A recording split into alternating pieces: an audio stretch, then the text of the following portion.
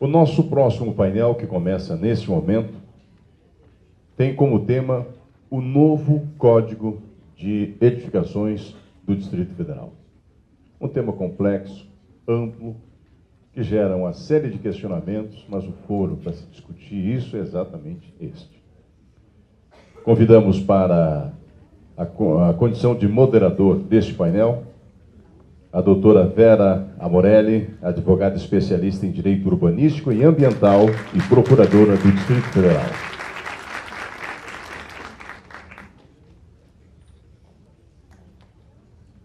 Na condição de palestrantes, temos a honra de chamar Sua Excelência o secretário de Estado da SEDU, Dr. Matheus Leandro de Oliveira.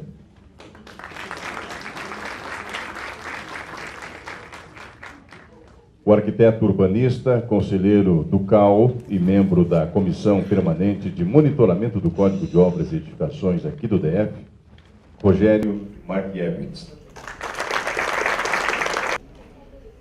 Para completar o nosso painel, chamamos o vice-presidente do Sinduscom, Dr. João Gilberto de Carvalho Acioli.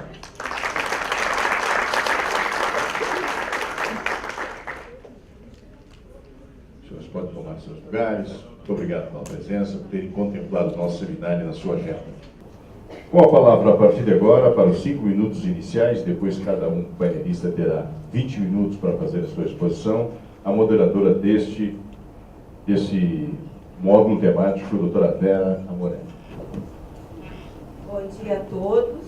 Eu quero, em primeiro lugar, agradecer ao evento pelo convite que me fizeram e pela oportunidade de estar aqui com todos vocês, alguns amigos de longa data, e justamente para tratar de um tema tão importante para mim e para o Distrito Federal, que é o Código de Edificações. Fico também muito feliz de estar aqui justamente apresentando palestrantes que são pessoas de muito conhecimento, que já vivenciaram muito todos esses problemas de Código de Edificações, na pessoa do secretário, Dr. Matheus, um advogado especialista justamente em direito urbanístico e imobiliário, e que também conhece profundamente todas as questões de código. Também o doutor Rogério, que também, e juntamente com o João, que tem trabalhado assim, incessantemente e com muito afinco nessa questão do Código de Edificações. Participamos de muitas reuniões da CPCOI, justamente para tratar de tentar com que saísse um código o mais adequado para o Distrito Federal, né? Então, estou aqui muito feliz de poder estar aqui presente aqui perante todos. Eu justamente queria começar a falar da importância do Código de Edificação para uma cidade sustentável e a repercussão que esse código tem na vida de todos os seus habitantes.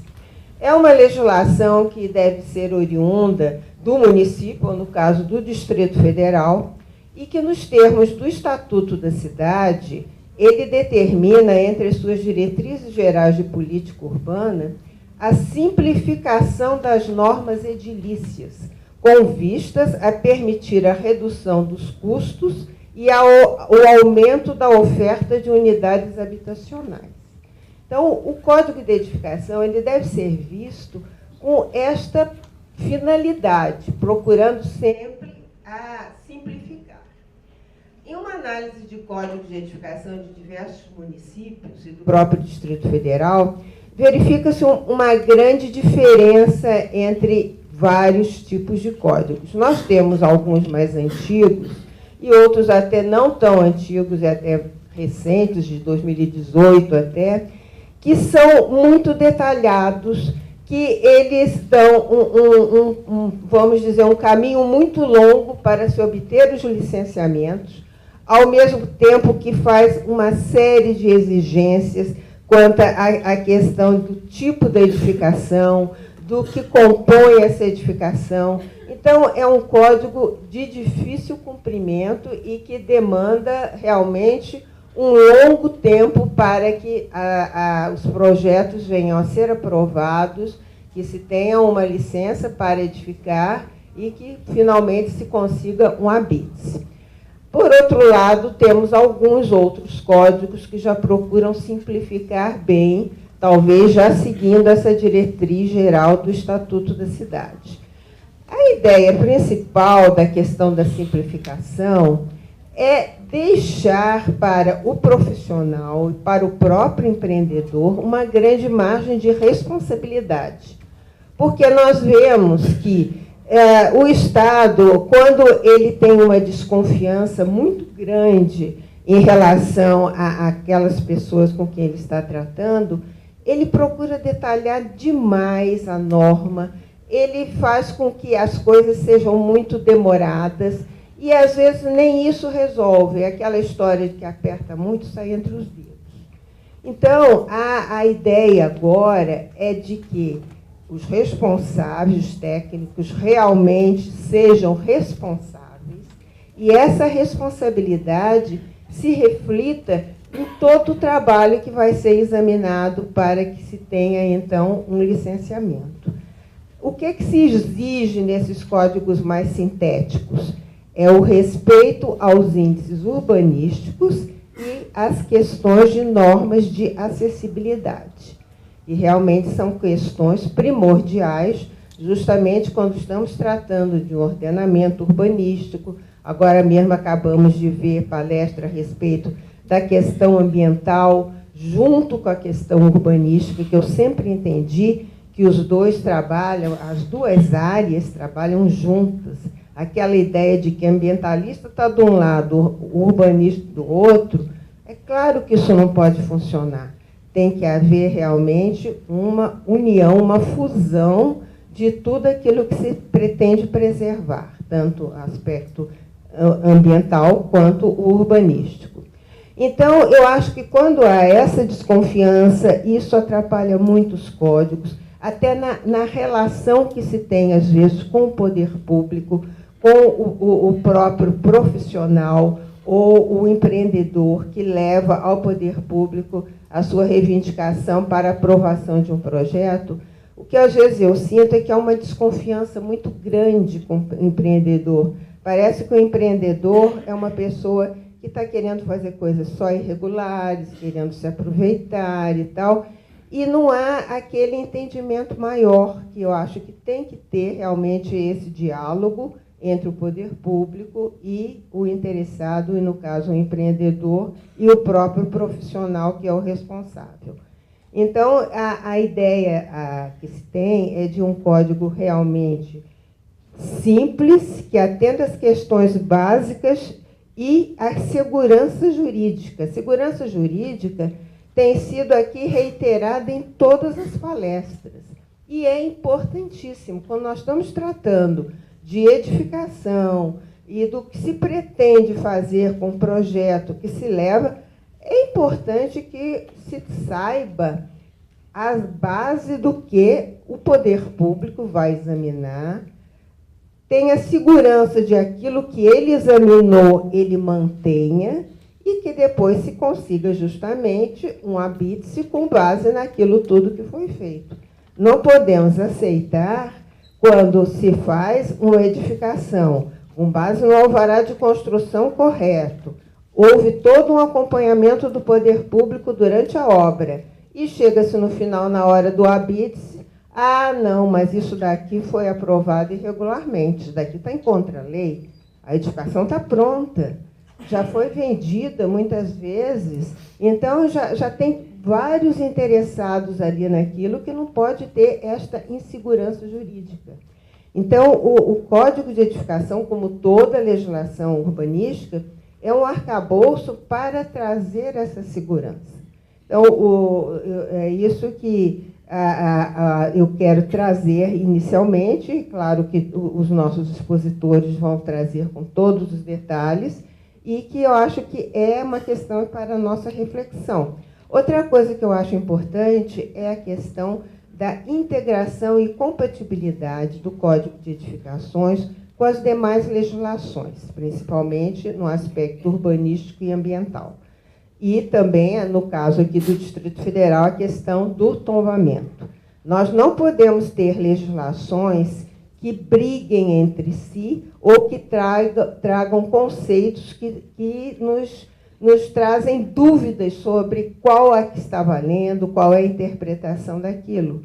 Cito exemplos de questões discrepantes que às vezes detectamos em relação à própria LUOS, em relação ao Código de Edificação, algumas coisas, a portarias do IPHAN, tanto a 166 de 92, a portaria 166, que foi mais recente, de 2016, quanto a 421, que alterou essa 166, que é de 2018, e que já alterou conceitos de até como se faz a medição da altura, a partir de que até onde. Então, essas coisas têm que falar da mesma forma. Temos também algumas exigências, até do Comando da Aeronáutica, em relação ao tráfego aéreo, quanto à questão de altura de edificação. Isso tudo tem que ficar muito claro na legislação, para que não haja essa insegurança jurídica que vemos a todo momento. Então, realmente, o meu tempo aqui já extrapolou. Eu quero passar a palavra inicialmente para o Rogério, que realmente tem todo, assim, vai nos trazer um arcabouço do Código de Edificações atual, inclusive com algumas comparações com o nosso código anterior. Tá? Por favor, Rogério.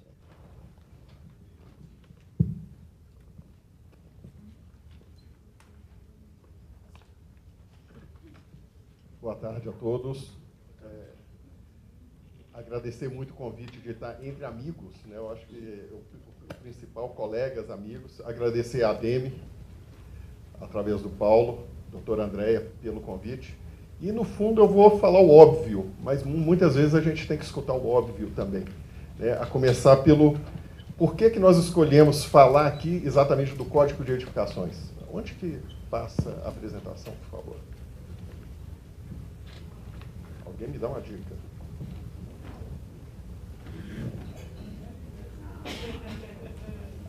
Quem?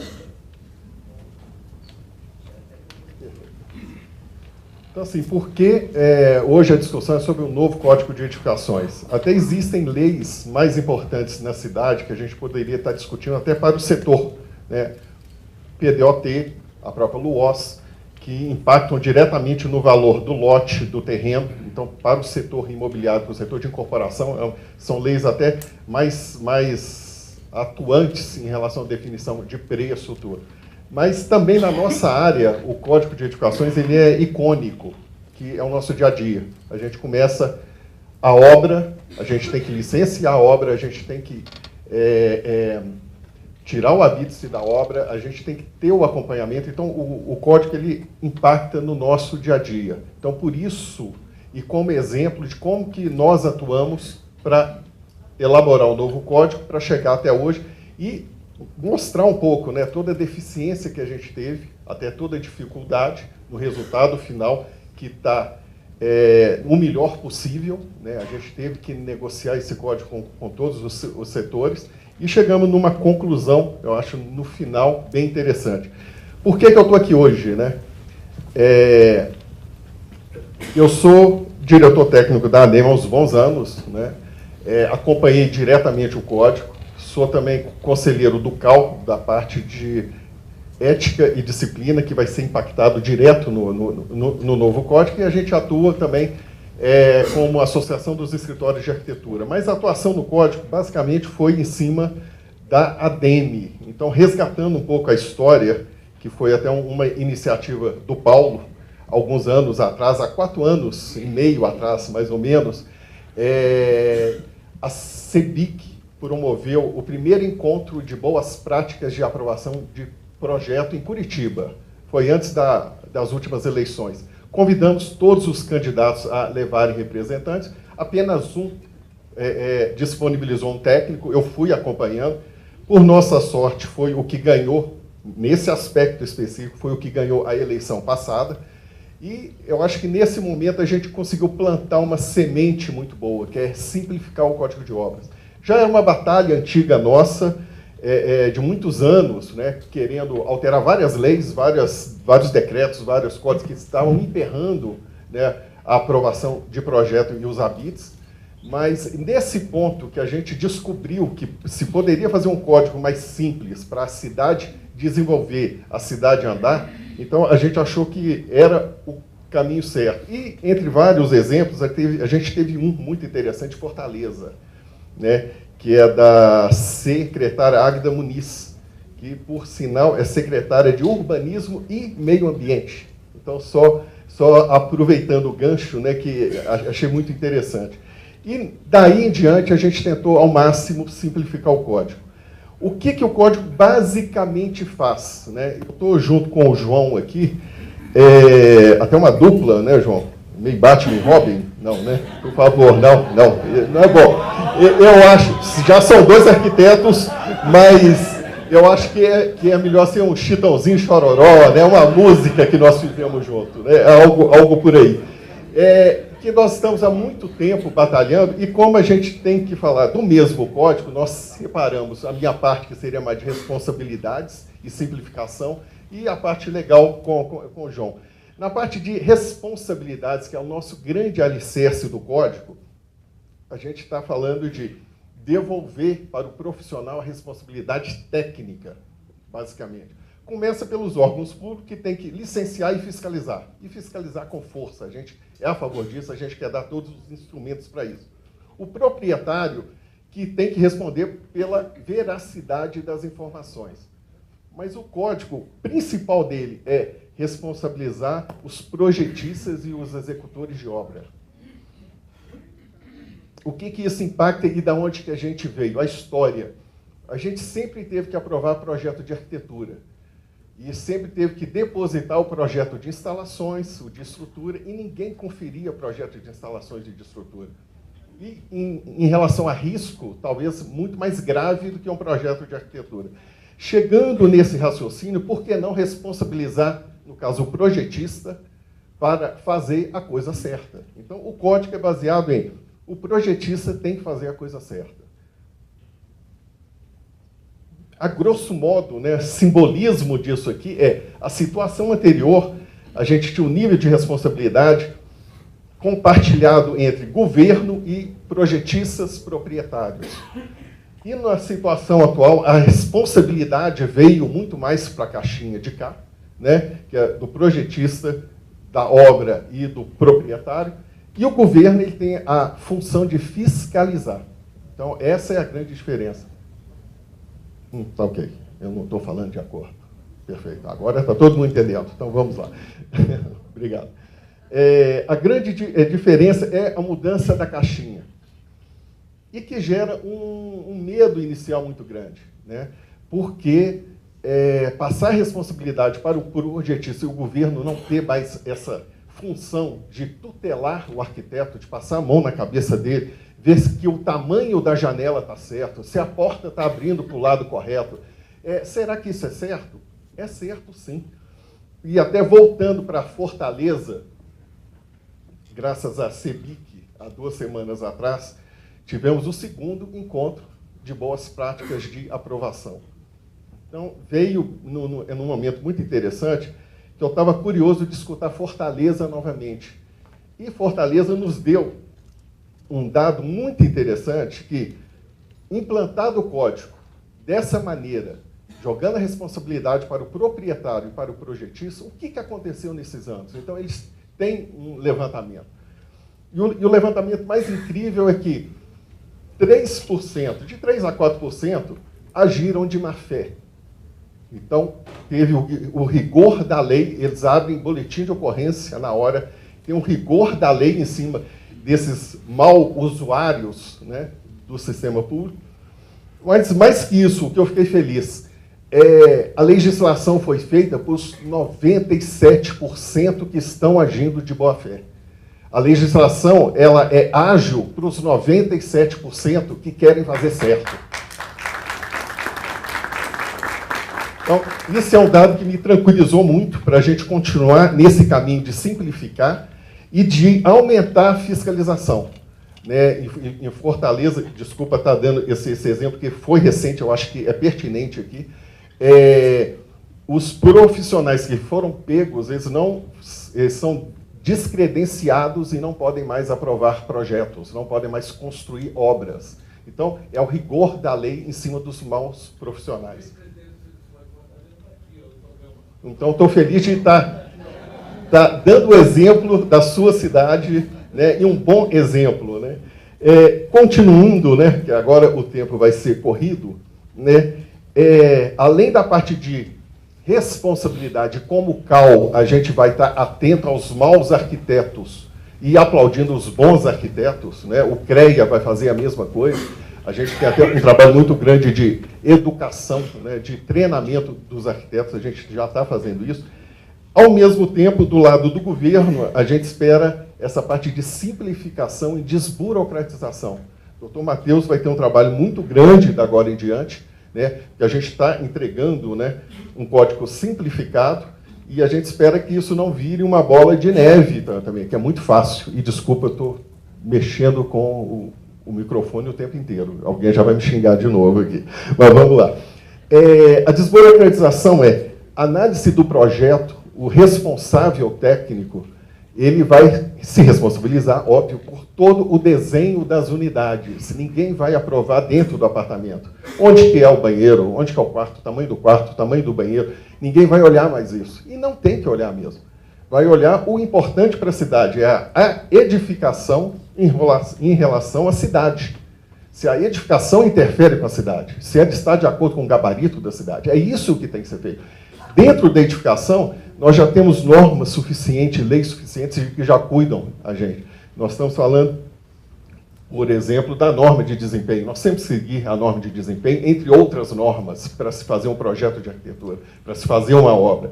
Então, não precisa, na aprovação, de estar olhando isso, que assim, o mercado vai regular, os profissionais vão regular, as categorias vão regular. Não há necessidade. Então, a ideia de simplificar é ganhar tempo, ser ágil nessa aprovação.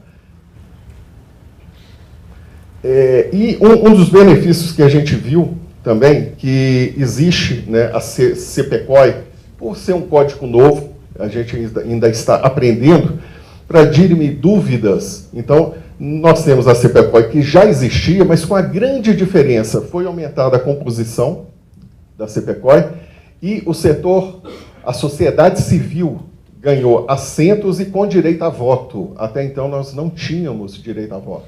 Então, foi um trabalho entre setor privado e setor público que foi evoluindo desde a construção do código, né, que a gente tem um mérito muito grande, o governo anterior, nisso, de escutar a sociedade, escutar as nossas sugestões para fazer o código, e para agora, para a gente fiscalizar ou tirar dúvidas do próprio código. O licenciamento não ficou nada diferente, continua a mesma coisa. Nós temos habilitação de projeto de arquitetura, que era a antiga aprovação, temos a emissão, né, da licença de obra e, no final da obra pronta, o certificado de conclusão. Isso continua igual. A diferença é o processo e o tipo de análise que é feita, que é muito mais simples, né? E aí vem um novo receio e um novo desafio para a nova secretaria, né? Que o que era uma etapa única, que era a aprovação de projetos, agora nós temos 3 etapas dentro de uma única anteriormente, mas todas mais simples, né? Dá para ver rapidamente aqui, a caixinha azul é o nosso licenciamento de projetos de arquitetura, e o verde é o licenciamento de obra e o ABITS. Agora nós temos 3 caixinhas azuis, em vez de ter uma apenas, como antigamente. Mas era uma que se olhava com lupa, tinha muito tempo. Eu tinha até vergonha quando um cliente chegava, em quanto tempo você aprova um projeto de arquitetura? Eu não conseguia falar. Eu tenho exemplos de 4, 5 anos tentando aprovar um projeto de arquitetura. Eu tenho exemplos de obras prontas com 2, 3 anos, a obra fechada, tendo distratos, e a gente não conseguindo a BITS. Então, é uma pergunta que hoje eu já falo com uma certa tranquilidade, né? Que já consigo aprovar, dependendo do local, em 4 meses. em 8 meses. Então, assim, estamos evoluindo nisso. O desafio para a nova gestão é, até pela cultura de aprovação, tanto dos projetistas quanto de quem analisa, é que nós temos a cultura antiga, de querer olhar a minúcia, olhar o mínimo, controlar, né? E agora os profissionais assumindo essa responsabilidade, acaba que, desculpa a comparação, a gente vai estar invadindo alguns feudos de informação dentro da secretaria. Pessoas que detinham a informação e que tinham dificuldade de compartilhar para a gente aprovar um projeto mais rápido, vão ter que abrir mão. Porque a informação agora é do projetista, a gente vai estar assinando a responsabilidade. Então, o nosso cuidado que a gente tem, é o desafio da nova gestão, é, mesmo sendo 3 caixinhas azuis na aprovação em vez de uma, a gente simplificar e não complicar as caixinhas. Apesar que eu tenho consciência que está bem mais simples, eu já ousei a dar até uns prazos aqui, né? Os prazos estão acontecendo. E, como já foi falado, a gente simplesmente, para se aprovar um projeto de arquitetura, temos que atender às normas, né? Falando assim, muito simples, né? De novo, vou citar só a norma de desempenho, que uma norma, nós temos 150 normas debaixo dela, né? Que a gente tem que saber de todas. E atender acessibilidade, isso é básico. Então, a gente atendendo isso, o governo não vai olhar dentro das unidades, vai olhar apenas parâmetros urbanísticos. E numa exigência até maior do que o decreto federal, todas as nossas unidades do Distrito Federal, elas vão ser adaptáveis ao desenho universal. O que é isso? É muito mais do que só acessibilidade. Essa adaptação ao desenho universal é uma série de outros requisitos. O decreto federal até ele fala da possibilidade de mudança nos apartamentos. Aqui a gente já está, eu acho que foi um pulo a mais que o nosso Código de Obras nos possibilitou, é oferecer apartamentos adaptáveis ao desenho universal. Então, a gente vai estar propondo, né, apartamentos que possibilitem a maioria da população utilizar até sem reformas, né? Então, isso foi um avanço muito grande, foi uma ousadia muito grande que a gente aceitou, o setor aceitou isso e estamos evoluindo. O nosso passo agora o obrigado está quase, acertei por 4 minutos, né? O nosso desafio agora é pegar todo o código que a gente está aprendendo a utilizar, pegar toda a lei, né, a lei e o decreto, e descobrir o que tem ainda de ser melhorado, o que tem que ser adaptado. Como foi citado muito bem, temos na lei algumas falhas até, ou alguns ajustes que tem que ser feito na fiscalização, em tamanhos dos apartamentos adaptáveis mesmo, tem alguns acertos que a gente está fazendo. Então, o desafio agora da CPCOI e de todos é ver como está funcionando esse novo Código de Edificações e melhorar para continuar evoluindo. O desafio já foi feito quando, há 4 anos atrás, a gente assumiu fazer esse novo código, a 4 mãos, né, a sociedade civil e o governo, né, e também agora, para, junto com o governo, sociedade civil e governo, acertar esse novo código. E mais que isso, implementar.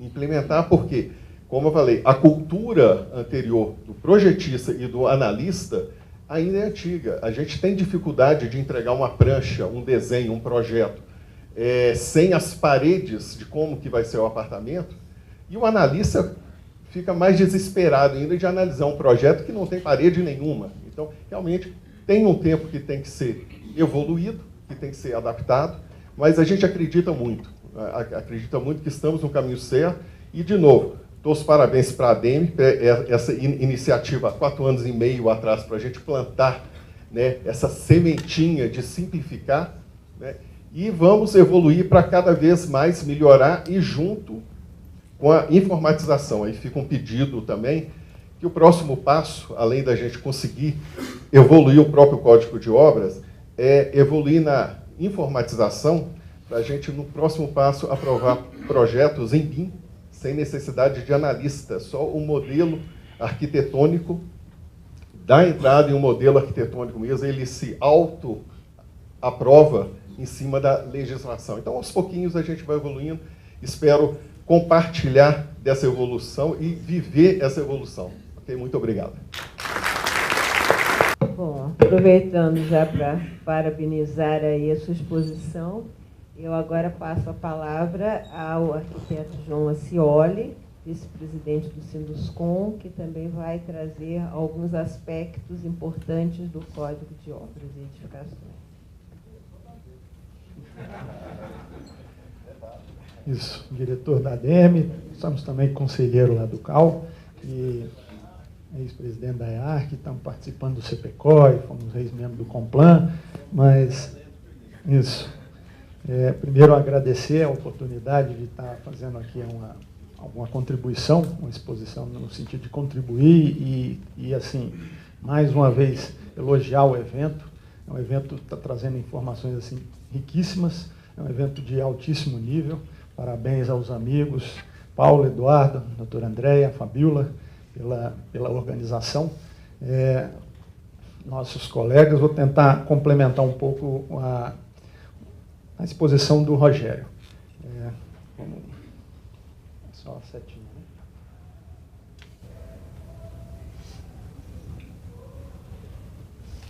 Bom, a introdução é a mesma.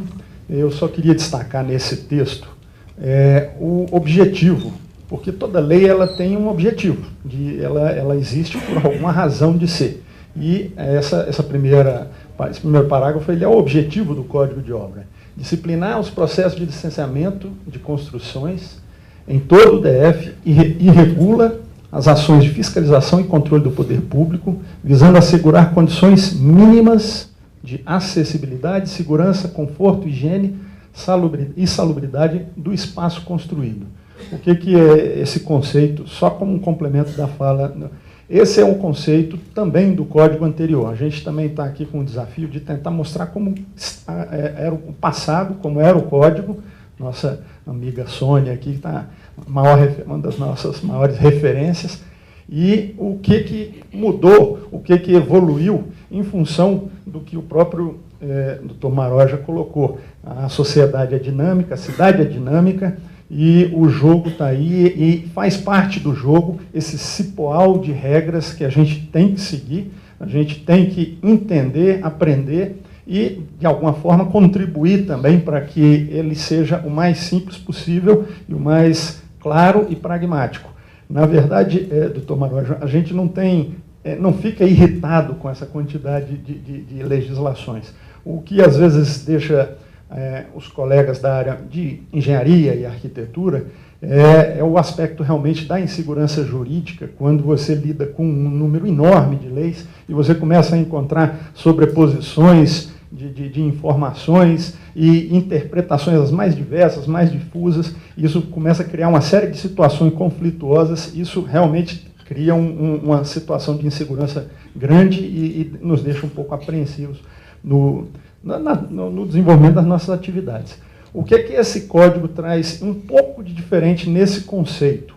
É a questão da acessibilidade. O antigo código ele não abordava a questão da acessibilidade como esse código aborda.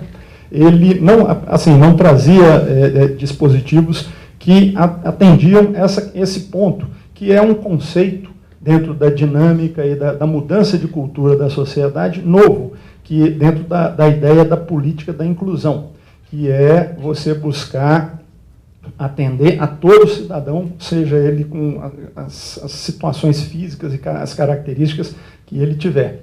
E o aspecto conforto, inclusive, ele foi muito pautado nesse ponto, na questão da política da inclusão, do desenho universal, que quer dizer, o que acontece? No código anterior existia uma preocupação muito grande, e é função do código definir parâmetros técnicos para a edificação, visando garantir esses objetivos dele. Um deles era o conforto. Então ele definia dimensões mínimas, alturas mínimas, aberturas de vãos, janelas, sentido de abertura de porta, detalhes e chegava a entrar, muitas vezes até, numa interpretação de análise até de altura de rodapé, altura de botoeira do botão do elevador, e são aspectos que o código foi entrando e que começou a criar uma complexidade, e o Estado passava a assumir uma corresponsabilidade, como o Rogério bem colocou,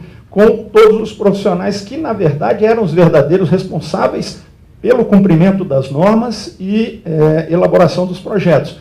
Acabava que ninguém sabia, quando existia uma situação fora aparentemente fora da lei, quem era o culpado, se era o profissional do Estado que auditou e analisou, ou se era realmente o profissional que elaborou o projeto.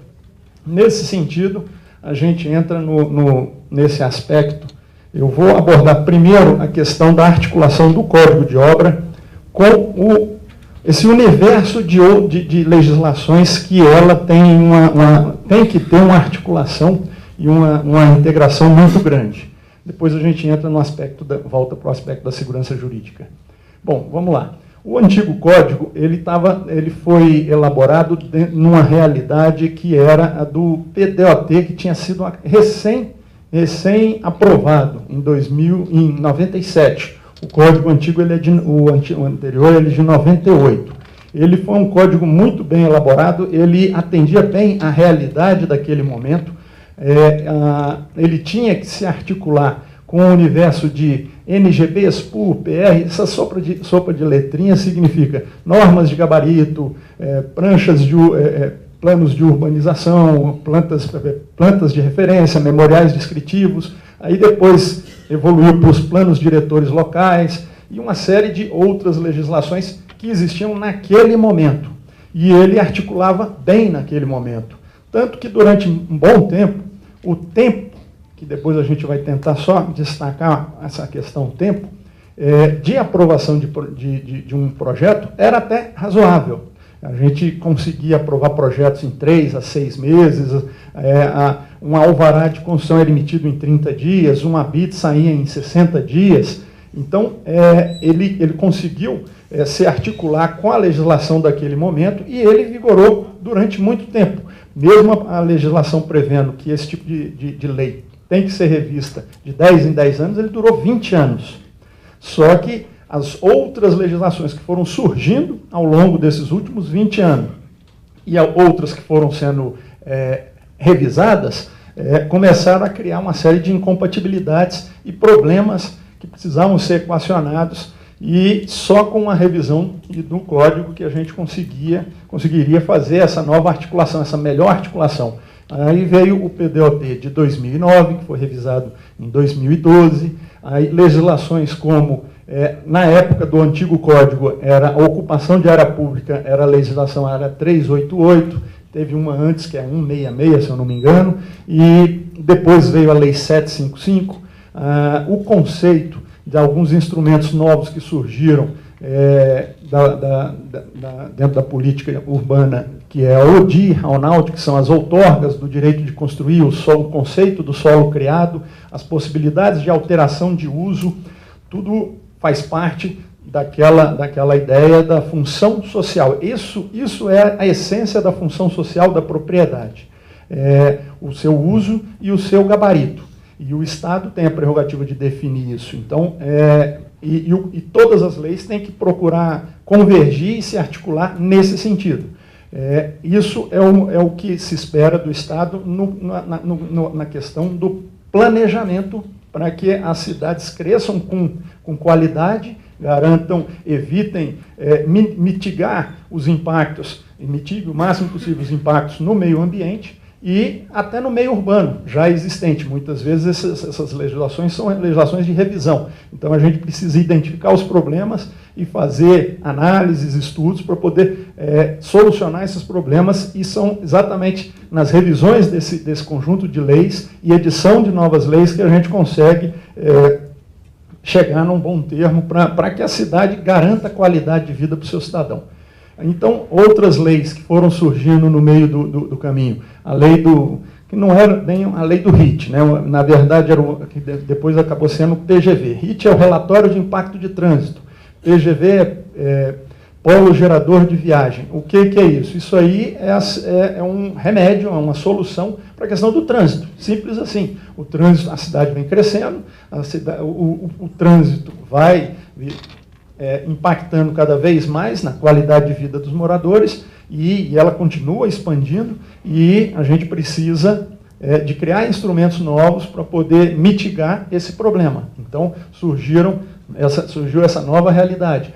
A tão comentada aqui, permeabilidade do solo, uma lei específica, um conceito novo. O objetivo, basicamente, mitigar um pouco a questão da ocupação urbana no meio ambiente, principalmente no que diz respeito à questão da drenagem e na questão da recarga dos aquíferos. Então, são situações, problemas que vão surgindo, a sociedade identifica, o Estado, em conjunto com a sociedade e de forma democrática e aberta, senta para discutir e encontrar soluções para esses problemas. E aí cria regramentos e normativas para que a gente possa ter um norte e, de alguma forma, mitigar esses impactos e resolver esses problemas. A gente tem, como a doutora Vera colocou bem, também a compatibilização com a questão do tombamento, que é uma questão muito específica da nossa cidade. A gente tem a portaria 314, que foi agora recentemente alterada e revisada e ajustada, né, pela portaria 166. Ela define uma série de regramentos com relação ao tombamento, e são limitações, são condições de construção e edificação que precisam ser consideradas para garantir o tombamento da cidade e o valor histórico da nossa cidade, que é muito caro para todos nós.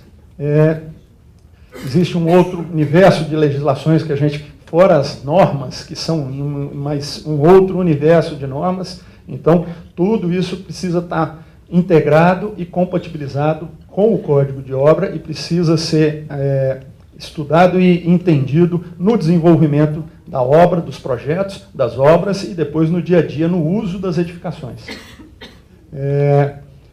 Aspecto da segurança jurídica. A gente queria destacar aqui, aprovação de cada fase ou etapa do licenciamento é validada e não retroage. Prazos para análise de cada fase ou etapa de processo de habilitação, prazos de validade, cada fase ou etapa de licenciamento da obra, e depois o aspecto da anulação e convalidação.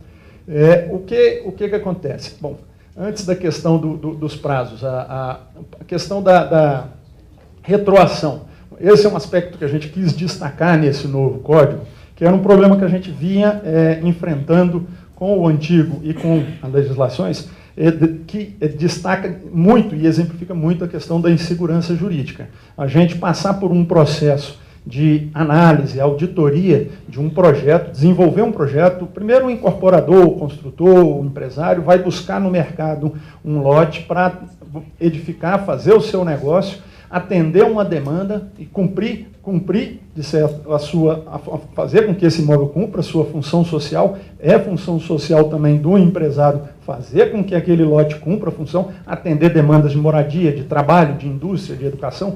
E, nesse momento, a gente encontra esse cipoal de legislações, desenvolve o projeto de acordo com isso, e no código anterior existia uma auditoria minuciosa de todo o projeto, de todo o licenciamento, para que ele tivesse 100% enquadrado dentro da lei. E aí, muitas vezes, você passava, durante o processo de licenciamento, por várias fases, que apesar de não existir oficialmente, mas existiam essas fases, né, também no código anterior, onde você passava por uma primeira análise, aí numa segunda você identificava algum tipo de desconformidade ou com a norma, ela era apontada como uma lista de exigências, eram cumpridas essas exigências, voltava para uma nova análise para verificar se essas exigências estavam cumpridas, e na verdade essas exigências não estavam cumpridas, a maioria estavam cumpridas, e aí surgiam novas exigências, e aí muitas vezes mudava-se o analista, mudava-se um diretor,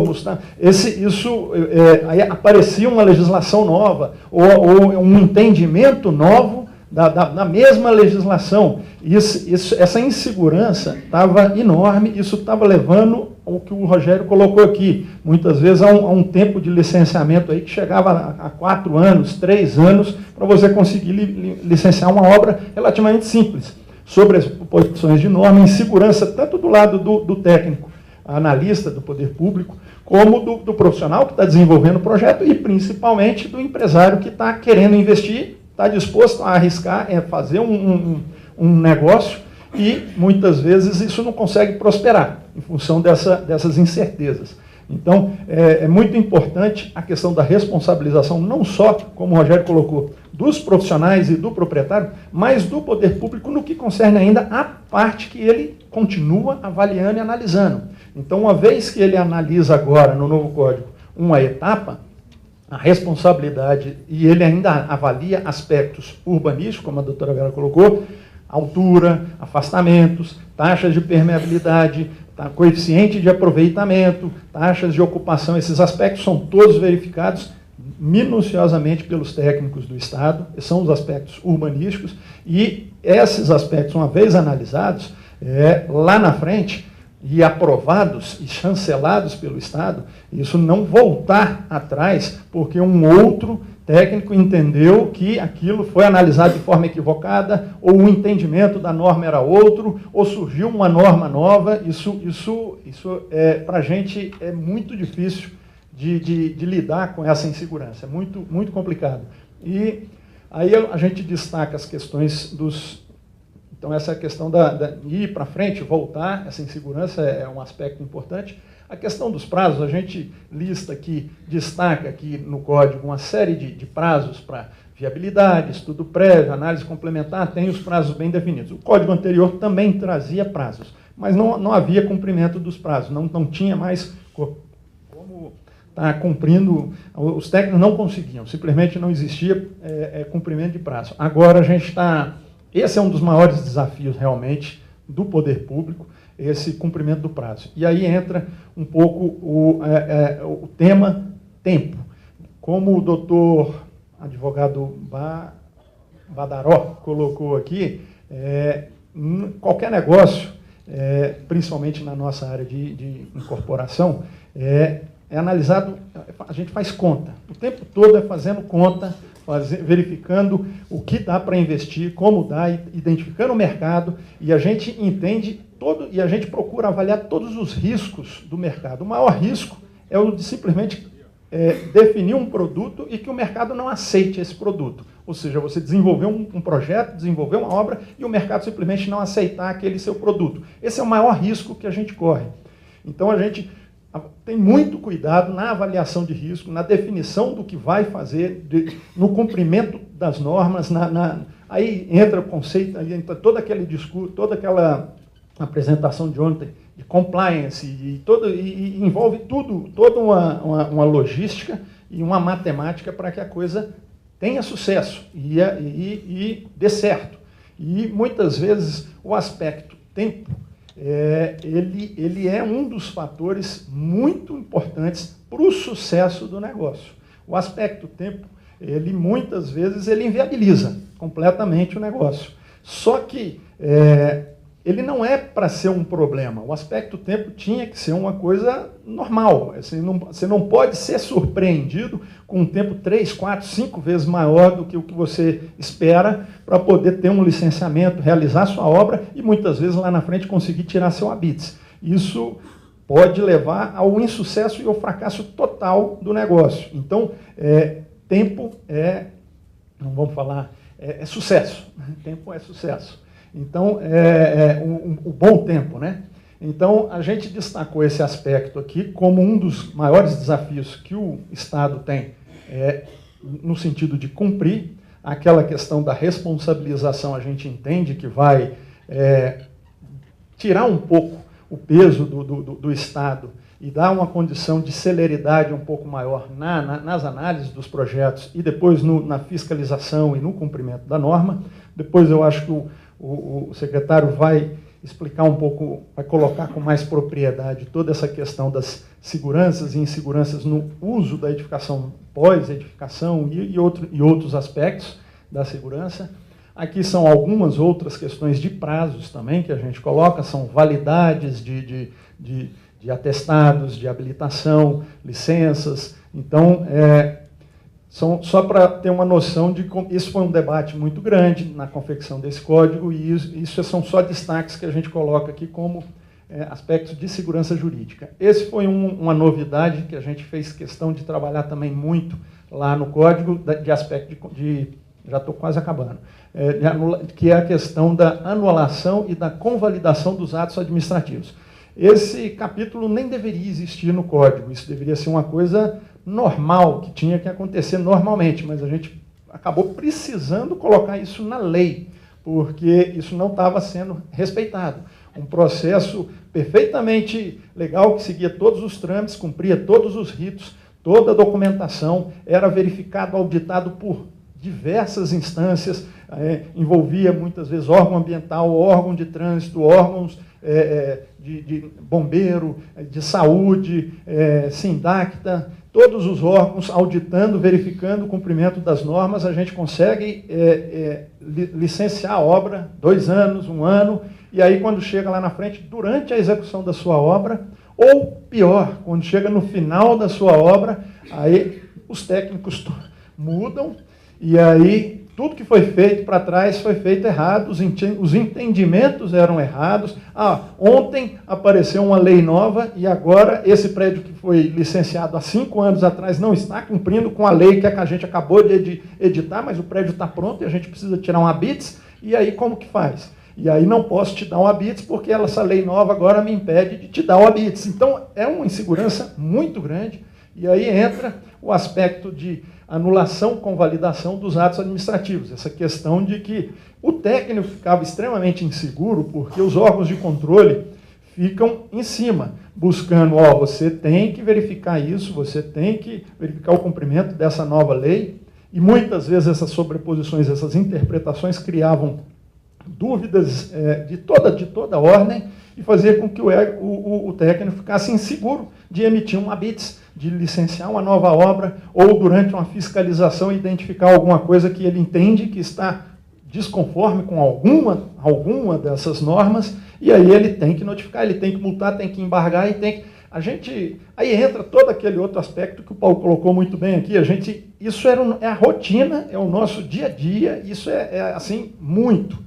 E a gente vendo, às vezes, uma Vicente Pires crescendo do lado, sem absolutamente nada disso incide naquelas construções. Então a gente fica assim, é complicado, mas é o que a gente sabe fazer, misturar areia, brita e cimento. Então nós vamos ter que fazer isso. Isso é o nosso negócio, é a nossa vida. Então vamos continuar. Aspecto da anulação e convalidação veio para dizer mais ou menos o óbvio. O que foi aprovado lá atrás tem que ser emitido. Ele construiu a obra exatamente de acordo com o projeto dele aprovado. Não, mas ele mudou a janela que estava aqui, deslocou 0,5 metro para cá porque teve que compatibilizar com um pilar. Não, então a gente vai ter que reanalisar o projeto todo do zero, um projeto que foi porque mudou a janela 0,5 metro para o lado, nós vamos ter que reanalisar o projeto inteiro, e ele vai ter que estar de acordo com a norma atual e com o entendimento que a gente tem hoje da norma. Aí virou uma loucura isso. Então, esses instrumentos vieram para poder tentar garantir um pouco mais de segurança com relação a esse problema que a gente via enfrentando recorrentemente. Bom, eu já adiantei aqui tudo.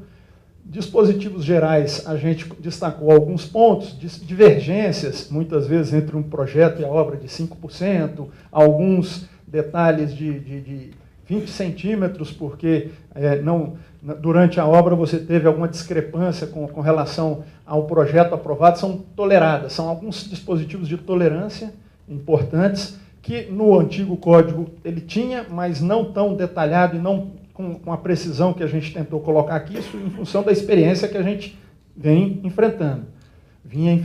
Né? Você tem a situação das cartas de habites parcial em separado, que é uma outra história também, problemas de enfrentamento dessas cartas em habites ou em separado. Você tira um habites você faz uma construção com 3 torres, você tira o habites da primeira torre, aí vai tirar o habites da segunda torre, aí é verificado o que já foi verificado na torre anterior, que já tinha um habites, e aí muitas vezes a gente não tem mais o controle, o condomínio ou o próprio morador fez lá botou um toldo, ou fez alguma coisa lá na construção, e aí o fiscal pega e fala, não, aquela construção não está mais, que já tem habites, não está mais de acordo com algum aspecto da norma, então essa daqui, que está 100% de acordo com a norma, não vai poder tirar seu habites. Aí fica uma confusão para a gente conseguir enfrentar. Então, a gente procurou esclarecer melhor essa questão. São alguns exemplos que a gente tentou destacar aqui, de aspectos de insegurança que vinham criando assim, um problema muito grande, um desgaste muito grande, muitas vezes inviabilizando o negócio e as construções. Basicamente é isso. Depois a gente fica à disposição aí para esclarecer.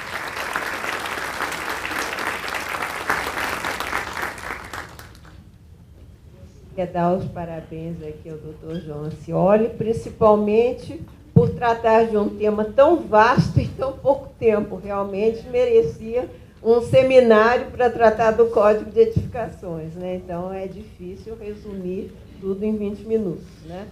E agora eu queria aproveitar, passar a palavra ao nosso secretário de Desenvolvimento Urbano e Habitação, Dr. Matheus, que vai nos trazer aqui uma visão do futuro em relação ao Código de Edificação. Boa tarde, embora não tenhamos almoçado ainda, e obrigado a todos por permanecerem aqui firmes e fortes. A gente sabe que final de manhã é sempre um momento difícil, porque a fome aperta, então tentarei ser bem breve para que a gente possa também nos debates aprofundar mais algumas questões. Meu obrigado pelo convite, saúdo a todos os presentes, autoridades, empresários, arquitetos e advogados, colegas que estão aqui.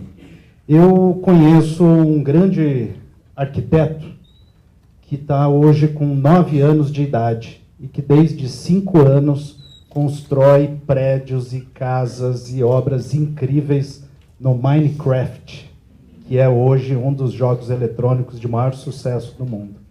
Por acaso é meu filho, Otávio, de 9 anos. Desde os 5 ele constrói prédios incríveis, com bloquinhos de concreto. E um dia ele fez uma casa que eu achei lindíssima, ele constrói com uma agilidade enorme, ele usa os 10 dedos para jogar no iPad, e ele simplesmente construiu uma casa toda de vidro. Eu achei aquilo incrível, com 5 anos de idade, hoje ele tem 9. Eu falei, filho, que casa bonita, por que ela é de vidro? Ele falou, é para ver a vista, que o Minecraft sempre é no meio da floresta, com árvores e tudo. Essa é a mesma criança que hoje está crescendo e não conhece o Faustão, não conhece o Silvio Santos, porque eu já perguntei para ele, ele não conhece. Ele não sabe o que é TV aberta, que as crianças hoje, a dinâmica é outra. E é a mesma criança que também se incomoda quando aquele sinalzinho de carregando internet não para por mais de 5 segundos, porque o tempo é outro. Então eu vejo aqui com muita legitimidade, com muito bom olhar o empresário, o setor produtivo, o cidadão de modo geral pedindo celeridade nas coisas. Estamos vivendo um novo momento e é preciso pensar de forma diferente. Eu tenho um inconformismo que eu trouxe da minha atuação de 18 anos como advogado, especialista, estudioso do direito urbanístico, que é o inconformismo de quem sofreu do outro lado do balcão. E sofreu não só com a morosidade, mas com toda essa insegurança jurídica que tem sido tanto aqui alardeada e que já é tão conhecida de todos. É esse inconformismo que me faz hoje e que me move a tentar usar toda a minha força, toda a minha energia para se buscar uma virada de página para o nosso Distrito Federal. E é uma virada de página não no sentido de flexibilizar, não no sentido de afrouxar, mas no sentido de desburocratizar, de simplificar e responsabilizar. Isso não é novidade também. A própria União e em todos os mercados, a CEBIC que é a Confederação Brasileira da Indústria da Construção, tem um trabalho fantástico dentro de uma lógica de trabalhar com vários municípios, nossos mais de 5.500 municípios, Brasil afora, que tem uma competência de aprovação de projetos, de trabalhar uma lógica, assim, de desburocratização. Eu, dentro desse contexto nosso de Código de Obras, eu digo que o contexto histórico e político nosso é muito ruim dos últimos 10 anos do Distrito Federal. E ele coincide com a minha chegada em Brasília em 2008. E hoje a gente percebe que essa última década foi realmente muito problemática, por uma série de razões que todos conhecem, mas o contexto político, histórico, se confunde com o contexto da legislação urbanística que vem se transformando nesse meio tempo. E o diagnóstico que fizemos ainda na época da transição de governo, quando resolvi então aceitar o desafio, e esse aceitar o desafio foi realmente algo que relutei, inclusive porque nunca tive pretensões de assumir qualquer cargo político, e não me imaginava nessa posição, mas vi que poderia sim ser uma oportunidade para dar uma contribuição, para levar esse meu inconformismo em prol de uma sociedade, de um serviço público de mais qualidade. É um diagnóstico de muita dificuldade, de muita insegurança, de muita incerteza, de uma questão cultural do serviço público realmente muito ruim, e que muitas vezes eu não julgo e não condeno o servidor público, porque nesses últimos 10 anos ele foi um dos que mais sofreu com essa insegurança jurídica que é sofrida pelo empresário. Então o que a gente precisa, de fato, é entender o problema com uma visão de 360 graus e enxergar na posição do servidor que assina, que tem o seu CPF e que tinha, sim, ao longo do tempo, nesses últimos 10 anos, uma insegurança também jurídica da parte dele, um excesso de zelo, de exigir muito mais do que a norma pede para ter certeza de que amanhã ele não será considerado benevolente ou beneficiando algum tipo de interpretação. Nesse sentido, a necessidade de mudança, eu tinha uma apresentação e eu achei que a apresentação fosse automática, porque eu estou falando de futuro, eu achei que ela já lesse a minha... O diagnóstico na transição de governo, portanto, é uma necessidade de mudança. Mudança em que sentido? Desmilitarização do serviço público, e aí estou falando especialmente do ponto de vista do Código de Obras, da nossa tão querida CAP, Central de Aprovação de Projetos. Por que eu estou usando o termo desmilitarização? Porque virou um quartel-general. O arquiteto chega, ou uma delegacia de polícia, para ser mais contexto, dentro de um contexto histórico. Literalmente falando, e não é uma crítica, é uma constatação. Porque, de fato, o empresário chegava, era tratado como bandido, mas a dona Maria, lá de Samambaia, chegava para tirar uma informação, ela também não era bem tratada. Então, o atendimento de excelência é a primeira mudança que, desde o dia 2 de janeiro, a gente vem trabalhando. Quem está lá é um contribuinte, é um cidadão, que o que ele está pedindo é o que está previsto na lei. E se não tiver previsto na lei, é dever do poder público orientar e informar. Aliás, isso me fez muito lembrar uma fala aqui de um dos primeiros painéis, falando sobre o procurador que não recebe sequer o advogado. Muitas vezes, o diagnóstico nosso do passado era que o arquiteto, para ser recebido, era dificílimo. Porque a cabeça do analista é assim, lá vem o arquiteto que está querendo me enganar, está querendo me convencer daquilo que não é verdade, vai fazer uma leitura de interpretação aqui que não corresponde à verdadeira, e eu não tenho que ficar dando ouvidos à bobagem. Era isso. Agora, qual é o fato em questão? É que diante de uma legislação, do Código Antigo principalmente, mas ainda hoje a gente encontra algumas situações em que o dispositivo tentava ser tão detalhado, tentava ser tão prolixo, tão rigoroso, que ele dava margens para interpretações diversas, porque quando a gente fala demais, a gente dá margem para interpretações diversas. E aí, nesse caso, o que eu comecei dizendo para os nossos servidores na CAP e na Secretaria de modo geral é o seguinte: olha, o nosso papel aqui, o nosso trabalho, é o chamado ato administrativo vinculado. Existem requisitos legais que precisam ser cumpridos. É dever nosso analisar e devolver aquilo que, porventura, não esteja conforme a lei. Mas se o arquiteto, se o interessado, quiser vir aqui e defender a visão dele, é possível. Ele tem esse direito. Mas não fique bravo com ele se você não concordar. E aí eu fiz uma analogia que eu sempre faço ao judiciário, porque se tem algo que funciona no judiciário, é o processo que anda para frente. Via de regra, ele tem uma marcha, ele tem fases que não voltam mais, ele pode não ter uma velocidade ainda desejada por conta do acúmulo de processo, por conta de uma série de situações, e eu vejo e eu elogio o nosso Tribunal de Justiça do DF e as varas de modo geral pela celeridade. O Dr. Maroja citou aqui o caso de 3 anos como sendo, na verdade, um elogio, e de fato é. Quem viveu em São Paulo, como eu, advogando em varas do TJ de São Paulo, o processo dura mais de 5 anos, 6 anos na primeira instância, em grau de apelação, mais 4 anos. Então, temos aqui, sim, um tribunal célere, e eu trago muito da experiência do judicial, da experiência do jurídico para dentro da secretaria, para dizer o seguinte: o processo tem que andar para frente. Então, nesse sentido, o atendimento tem que ser de excelência, e se o interessado vier e quiser conversar para falar da justificativa técnica dele, da visão dele sobre aquele dispositivo do código, ele pode, e você, servidor, não precisa ficar bravo. Porque se você não concordar, diga apenas, ok, obrigado, vou analisar.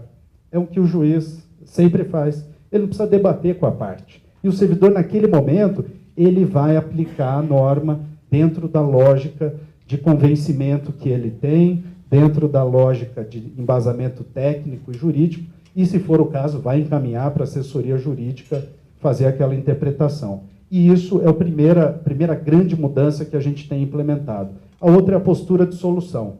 Eu tenho uma frase que eu costumo dizer sempre: às vezes é melhor um fim terrível do que um terror sem fim. E muitas vezes os processos de aprovação de projeto se resumiam um verdadeiro terror sem fim, porque processos que levam 3, 4 anos, na hora que chega no final começam as exigências, aquelas que poderiam ter sido feitas no primeiro momento, mas a postura tem que ser sempre de solução. Se aquilo não é possível, tem que ser dito no primeiro momento. Tem que dizer, olha, essa é uma interpretação que o código não possibilita assim, assim, assado. Porque todo fim terrível dá margem a um novo recomeço, a um novo começo. Então, essa postura de solução, de proatividade, de tentar entender que quem está ali tem o direito de aprovar o seu projeto, desde que conforme a norma, tem que funcionar dessa forma. A desburocratização e celeridade, a própria lei federal, que trata da desburocratização, dá a possibilidade de que o serviço público faça comunicações por meio eletrônico, por correio eletrônico e qualquer outro meio possível.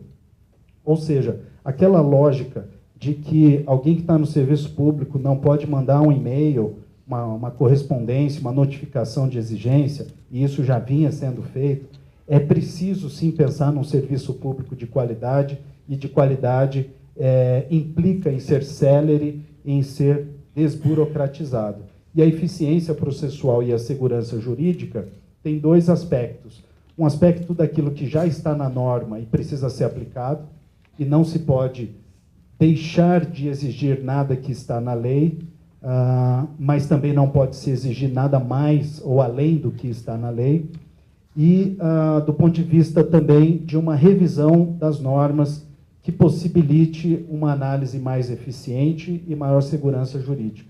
Eu também concordo, sim, não há o que fazer com a situação em termos de abrangência de normas e leis aplicáveis, as normas da ABNT que regem uma construção civil, por exemplo, são inúmeras e cada vez mais a gente vai precisar de verdadeiros especialistas. Eu já nunca acreditei na figura do advogado generalista, que entende de tudo um pouco, mas não entende muito de nada. Eu também não acredito que o arquiteto deixe de ter a sua possibilidade de ser muito especialista em determinados tipos de edificação ou em determinadas áreas da arquitetura, e para que se tenha o domínio da legislação, isso é fundamental. Mas a segurança jurídica também pode ser propiciada por uma lógica de uma legislação que seja mais eficiente, mais clara, mais objetiva. A Luoz é um exemplo disso, porque conseguiu substituir diversos PDLs e mais de 250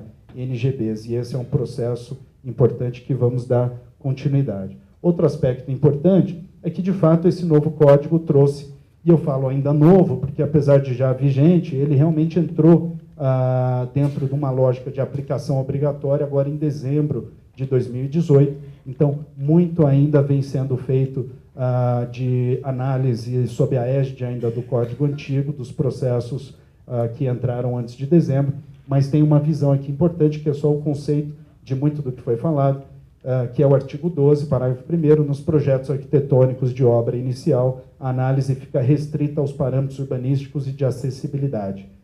Isso implica também a análise, claro, dos aspectos de segurança pelo Corpo de Bombeiros.